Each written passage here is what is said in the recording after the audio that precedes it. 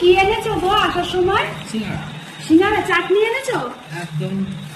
দেখো বন্ধুরা, তোমাদের দাদা কাজ দিয়ে আসার সময় দেখো গরম গরম সিঙ্গাড়া নিয়েছে। আজকে সন্ধ্যের টিফিন গরম গরম সিঙ্গাড়া। তুমি কি মুড়ি খাবে? মুড়ি চানাচুর আর সিঙ্গাড়া। আমি আর মেয়ে তো মুড়ি খাবো না, শুধু সিঙ্গাড়া খাবো।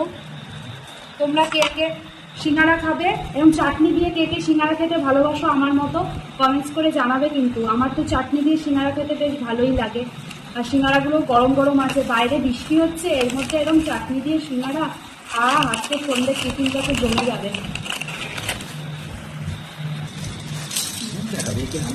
হ্যাঁ, মুখটা খাই না, দেখেই চলছি। কবার সিঙ্গাড়া দেখেন এত মুখটা দেখে